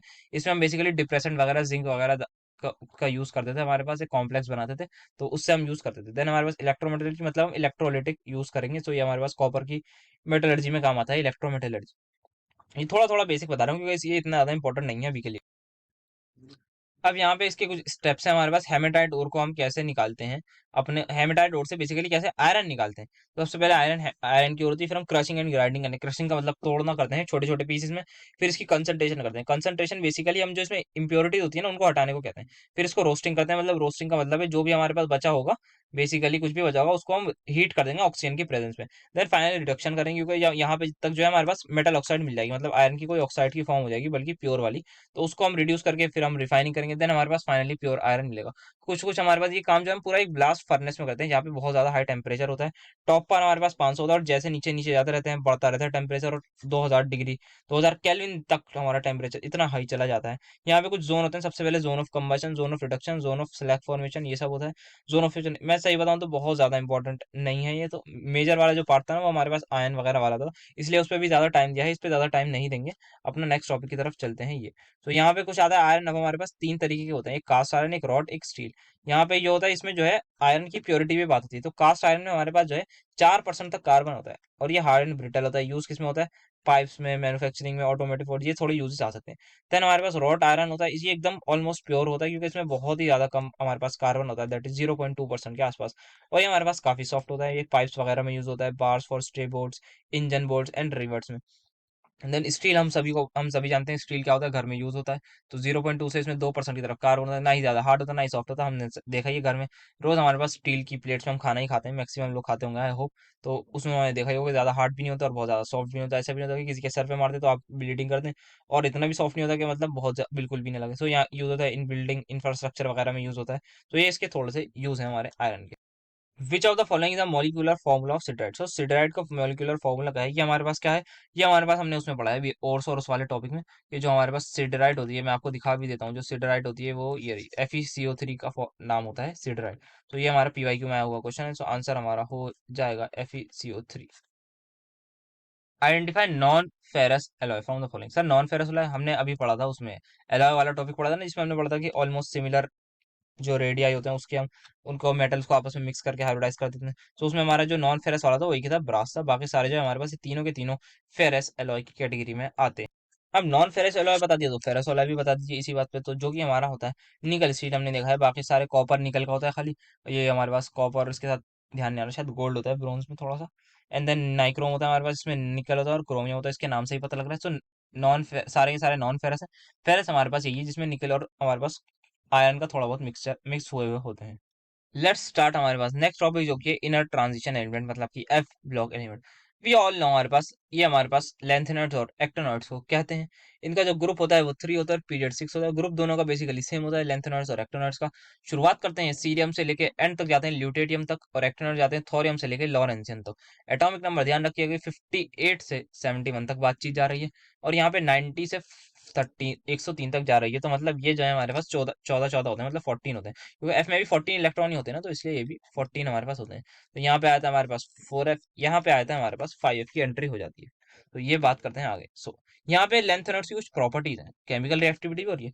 फिजिकल प्रॉपर्टी यहाँ पे कुछ है कि गुड कंडक्टर वगैरह होते हैं। ये चीज इंपॉर्टेंट है, बेसिक कैरेक्टर वाली बात, कि बेसिक लेंथ नोट की जो हाइड्रोक्साइड होती है ना वो आयनिक होती है और बेसिक इन नेचर होती है, ठीक है। और जो बेसिसिटी होती है, मतलब बेसिक कैरेक्टर है, वो डिक्रीज करता है फ्रॉम लेंथेनम टू ल्यूटेटियम। मतलब कि लेंथ है ना हमारे पास इस साइड होता है सबसे लेफ्ट में, देन इधर इधर जाते जाते लास्ट में हमें मिलता है Lu। सो यहाँ से यहाँ जाने में हमारा जो बेसिक कैरेक्टर ऑफ हाइड्रोक्साइड है, बेसिक कैरेक्टर जो है वो डिक्रीज हो रहा है, और होना भी चाहिए, क्योंकि हमें पता है कि इस साइड जब हम जाते हैं तो मेटेलिक कैरेक्टर डिक्रीज होता है, तो बेसिक कैरेक्टर भी डिक्रीज होता है। और ये क्वेश्चन यही ही नहीं MST CET के लिए इंपॉर्टेंट नहीं है, बल्कि हमारे पास नीट में भी आया था 2023 में, एक स्टेटमेंट आई थी हमारे पास इसी को लेके कि लेंथेनम हाइड्रोक्साइड और ल्यूटेरियम हाइड्रोक्साइड का बेसिक कैरेक्टर के बारे में उन्होंने बात करी थी थोड़ी बहुत। तो ये हमारे पास एक स्टेटमेंट थी, 3 4 स्टेटमेंट थी, उसमें से एक ये आई थी हमारे पास। आप ध्यान रखिएगा, अगर किसी को आइडिया हो तो सेक्शन बी में था ये वाला क्वेश्चन। सो आयनाइजेशन थेरेपी आ रही है बात, तो ये हमारे पास डिक्रीज करती है, वही साइज वाला कंसेप्ट लगेगा, विद इरेगुलरिटीज एकदम नहीं होता, और इस पे जनरली क्वेश्चन भी नहीं आता। मोस्ट कॉमन ऑक्सीडेशन स्टेट +3, ये बात बहुत ही ज्यादा इंपॉर्टेंट है। और देन कलर का बात आती है, जनरली हमारे पास जो इनमें कलर होता है वो हमारे पास FF ट्रांजिशन की वजह से होता है, DD ट्रांजिशन की वजह से नहीं होता। सो डी ट्रांजिशन मैंने कहा था बताने को, तो मैं अगर चलिए बता दूंगा डी ट्रांजिशन अभी क्या होता है, इसमें FF की वजह से होता है। Then atomic radii and lanthanoid contraction, यहाँ पे कंसेप्ट आ गया। जो लेंथ एटॉमिक रेडियाई है वो डिक्रीज करता है फ्रॉम लेंथेनम टू Lu, और ये हमारे पास कहीं ना कहीं 4F का भी इसमें आ जाता है, क्योंकि 4F इलेक्ट्रॉन आ गए, तो 4F इलेक्ट्रॉन की वजह से हमारा साइज में कॉन्ट्रैक्शन आया था, जो जिसको हम कहते हैं ये this one. Then most lanthanoids हमारे पैरामैग्नेटिक इन नेचर होते हैं। अब रिएक्शन की जब भी बात करें ना, तो अज्यूम लेंथेनॉइड एस +3। अब +3 से इसको मैक्सिमम टाइम पे हम अज्यूम करेंगे, और इसको जब नाइट्रोजन से रिएक्ट करेंगे तो N3- होगा, तो LN बन जाएगा। यहाँ पे देखेंगे ये LN बन गया। यहाँ पे भी +3 करा तो ये बन गया। यहाँ पे हाइड्रोक्साइड में भी मैक्सिमम इसी के हैं, यहाँ पे भी है। तो यहाँ पे थोड़ा सा बस यहाँ पे LnC2 है। वैसे LnC3 भी बनता है, ऐसी बात नहीं है कि यही बन रहा हो। ये भी हमारे पास बनता है कि हमारे पास LN ये बन जाए 2, और ये C3 इस तरीके का भी बनता है हमारे पास। और भी हमारे पास LN4C3 ये सारे कंपाउंड बनते हैं जनरली +3 से रिएक्शन कराना है, जब भी रिएक्शन की बात है लेंथेनॉइड्स की। तो हमारे पास इनकी कुछ इलेक्ट्रॉनिक कॉन्फ़िगरेशन और वगैरह ये आती है, तो ये हमारे पास याद करने की चीज़ है कि ये हमारे हमें याद रहनी चाहिए। हमारे एग्जाम में भी ये क्वेश्चन पूछ लेते हैं। तो सबसे पहले lanthanum, cerium, praseodymium, neodymium, promethium, samarium, europium, gadolinium, terbium, dysprosium, holmium, erbium, thulium, and then हमारे पास आता है यटरबियम, देन ल्यूटेटियम। ये हमारे पास आते हैं। देन यहाँ पे इन्होंने अगेन एक स्मार्ट कोड दे रखा है, तो जिसकी इंग्लिश अच्छी है वो इसको यूज कर सकते हैं। Crazy Peter needs peaceful sleepy every good Thursday and Daisy hopes to eat tasty yellow. तो क्वेश्चन ये है हमारे पास कि लेंथेनम इन सब में जो है हमारे पास एक इलेक्ट्रॉन होता है किसमें 5D में, और बाकी सारे के सारे वो हमारे पास 5D एम्प्टी होते हैं, अगर हमें इलेक्ट्रॉनिक कॉन्फ़िगरेशन लिखनी हो। तो यहाँ पे हमें पता है, यहाँ पे जेनॉन से शुरू होगी, क्योंकि सबसे क्लोजेस्ट नोबल गैस जेनॉन है इसकी, जो इसका एटॉमिक नंबर 54 होता है। तो यहाँ से 57 से लेके सारे हमारे पास जाते रहते हैं, और वही हमारे पास ये ऑब्जर्व इलेक्ट्रॉनिक कॉन्फ़िगरेशन आ गई है। सो ये थोड़ी बहुत बातचीत थी हमारी इनकी उसके ऊपर। अब देखते हैं नेक्स्ट हमारे पास आता है इनकी प्रॉपर्टीज। सर ये जो हमारे पास इनकी जो प्रॉपर्टीज है ये हमारे पास सिल्वरी व्हाइट कलर के होते हैं, high density high melting point वगैरह होते हैं, ऑल सारे के सारे हमारे रेडियो एक्टिव होते हैं और मैन मेड होते हैं। कॉमन ऑक्सीडेशन स्टेट इनकी भी +3 होते हैं। और जो elements of first half of the series usually exhibit higher oxidation state, मतलब +4 वगैरह में कर लेते हैं स्टार्टिंग वाले जो है। आगे नाम देखेंगे इनके। ये हमारे पास रिएक्ट करते हैं हॉट कोल्ड वाटर से नहीं करते, टू गिव हाइड्रोक्साइड सिर्फ और सिर्फ हॉट वाटर से करेंगे। इनका भी बेसिक कैरेक्टर अगर हम निकाले तो वही सेम ऑर्डर फॉलो होता है। वैसे लेंथेनॉइड्स के बारे में ज्यादा बात करते हैं हम बेसिक कैरेक्टर को लेके। सो यहाँ इनका जो रेडियस होता है वो डिक्रीज होता है, यही सेम हमारे पास एक्टिनॉइड कॉन्ट्रैक्शन। देन नेक्स्ट हमारे पास यहाँ पे इनका नाम आ गया actinium, thorium, protactinium, europium, neptunium. ये हमारे पास नाम तो कम से कम पता होना चाहिए कि हम देख के आइडेंटिफाई कर लें, इतना तो हमें आना जरूर चाहिए, क्योंकि इस पे क्वेश्चन आते हैं कि आइडेंटिफाई करो कौन लेंथेनॉइड है कौन एक्टेनॉइड है, तो ये हमें आना चाहिए, ये और ये इंपॉर्टेंट है। अगर मैं यहाँ पे देखेंगे लेंथेनम सीरियम से लेके और सब में आई यू एम आता है, ये इनकी खास बात होती है लेंथेनॉइड्स की। तो ये शुरू कहाँ से हो रही है, 89 एटॉमिक नंबर से शुरू होते हैं, कहाँ तक जाते हैं, 103 तक हमारे सारे चले जाते हैं। अब लेंथेनॉइड और एक्टिनॉइड्स में थोड़ा सा डिफरेंस आता है, उसको देख लेते हैं। सबसे पहले बेसिक डिफरेंस वही कि इसमें 4F में आते हैं, इसमें 5F में आते हैं। First inner transition series, second period 6 period 7, ये बेसिक बेसिक बात है। लेंथेनॉइड जो है वो मैक्सिमम ऑक्सीडेशन स्टेट +4 ही शो करते हैं, इससे आगे नहीं शो करते, ये +7 तक भी जाते हैं। अब इनके पास जो है ये इतने ज्यादा कॉम्प्लेक्स बनाने को नहीं देख पाते, ये हमारे पास कॉम्प्लेक्स बना लेते हैं कुछ इलिगेंट, जैसे थायोथर। थायोथर मतलब सल्फर होता है और इधर उधर ये होता है CH3 वगैरह होगा, इसको थायोथर्स कहते हैं। तो इनके साथ लिगेंड्स, ऐसे लिगेंड्स के साथ ये बना सकते हैं क्योंकि सल्फर के पास लोन पेयर होता है।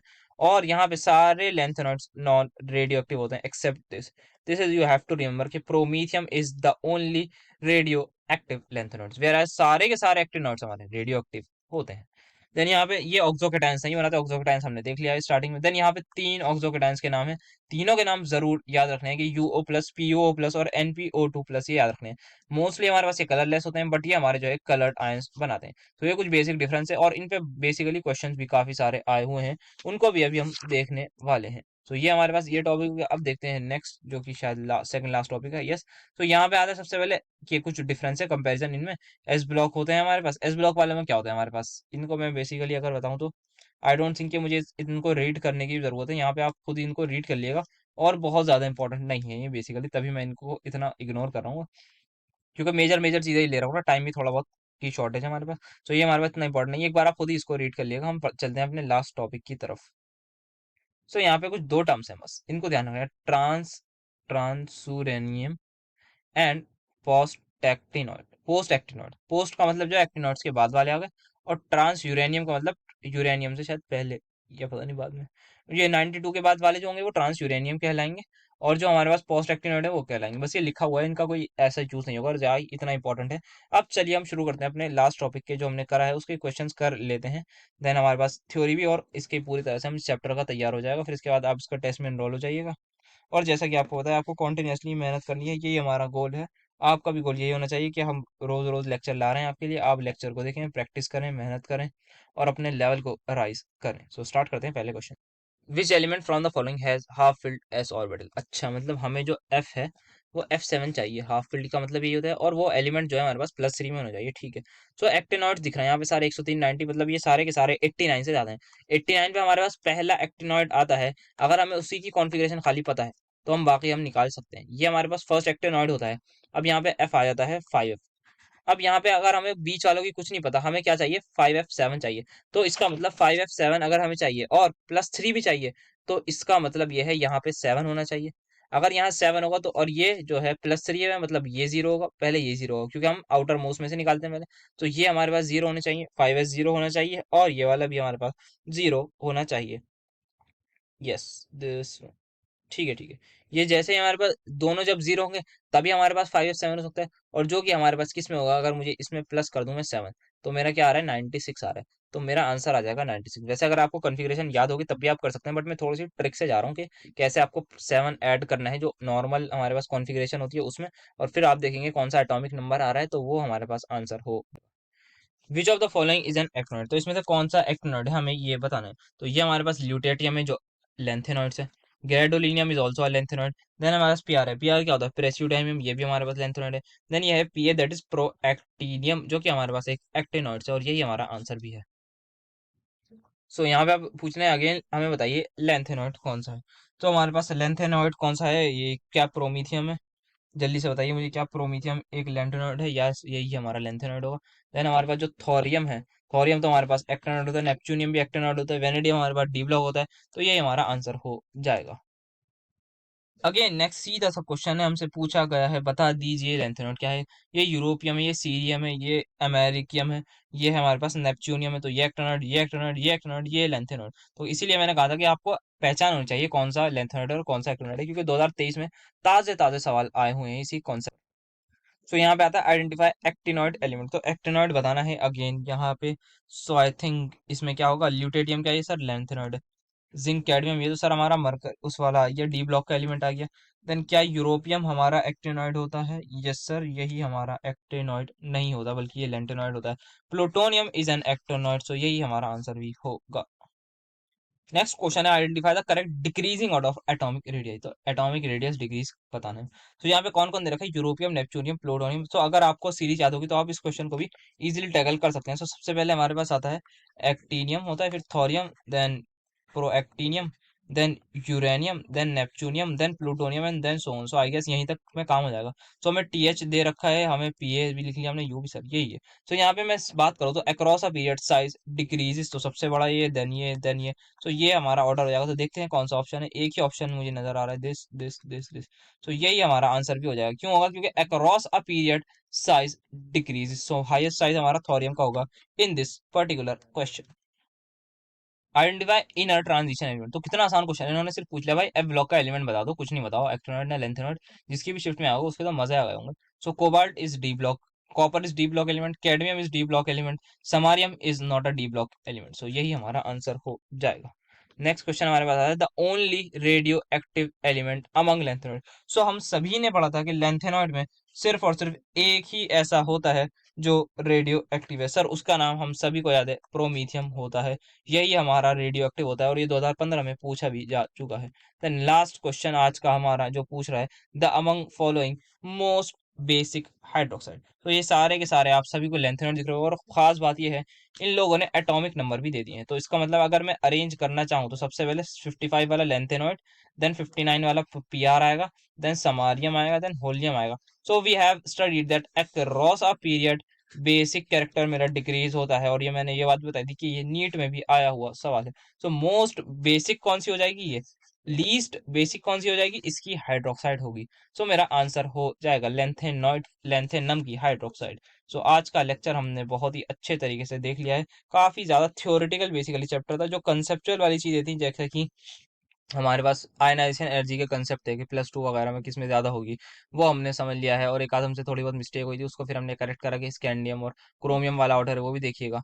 एंड देन हमने आपको ये भी उसमें जो इंपॉर्टेंट टॉपिक था कलर वाला और मैग्नेटिक प्रॉपर्टीज वाला, उस पर भर भर के क्वेश्चन आते हैं। ये तो हमारे पास थ्योरेटिकल टॉपिक है, ये बहुत इतने ज्यादा इंपॉर्टेंट भी नहीं है, उस पर ज्यादा क्वेश्चन आते हैं और उसी पे हमने मैक्सिमम क्वेश्चन भी करे हैं। मैक्सिमम टाइम भी हमने उसे भी दिया है, क्योंकि हमें उस टॉपिक की इंपॉर्टेंस पता है। सो आपको भी एंड टाइम पे थोड़ा सा प्रायोरिटाइज होकर पढ़ाई करनी ही होगी। थ्योरी क्वेश्चन दोनों करने हैं तो प्रायोरिटी तो करनी होगी, और 1 घंटे में सब कुछ कवर करना थोड़ा बहुत ज्यादा मुश्किल होता है। But we are trying our best to deliver the best of the best content. So आप ताकि अपना लेवल बढ़ा सकें, हम बस यही चाहते हैं कि आप अपना लेवल बढ़ाएं, मेहनत करें, कॉन्टिन्यूस मेहनत करें, ताकि लास्ट डे तक आप लगे रहें। बस आपको लेवल जो है अपना राइज करना है, क्योंकि अगर आपने अभी से हार मान ली तो मतलब फिर फायदा ही क्या होगा लाइफ में। मतलब कभी भी हार नहीं माननी चाहिए, हार तो कभी माननी ही नहीं चाहिए बिल्कुल। मतलब सोच भी नहीं चाहिए कि आप कभी हार मान रहे हो। आपको मेहनत करते रहना है, लास्ट डे तक लगे रहना है, रिजल्ट के बारे में सोचना नहीं है। क्योंकि अगर रिजल्ट के बारे में सोचेंगे फिर तो ओवर थिंकिंग हो जाएगी ना, कि मतलब क्या होगा क्या होगा, नहीं ऐसा नहीं सोचना है। आपको सिर्फ मेहनत पे ध्यान देना है, क्योंकि जिसने मेहनत करनी सीख ली वो लाइफ में सक्सेसफुल होगा, और जिसने एग्जाम क्लियर कर लिया वो एग्जाम में सक्सेसफुल होगा। लेकिन जिसने मेहनत सीखी है वो लाइफ में वो होगा हमारा सक्सेसफुल। तो आप सोच लीजिए आपको एग्जाम में होना है या लाइफ में होना है, या फिर दोनों में भी होना है। With due respect to everyone के मतलब जो मेहनत करेंगे तो वो आगे भी जरूर सक्सेसफुल होंगे, क्योंकि उन्हें मेहनत करनी है आगे। तो आज के लेक्चर में हमारा इतना ही था। आप हमसे कनेक्ट हो जाइए, हमारी टेस्ट सीरीज में जरूर इन्वॉल्व हो जाइएगा। ऐप की लिंक आपको डिस्क्रिप्शन में मिलेगी, यहाँ पे आपको सारे क्यूआर कोड्स भी दिख रहे होंगे। हमसे पर्सनली कनेक्ट हो जाइए।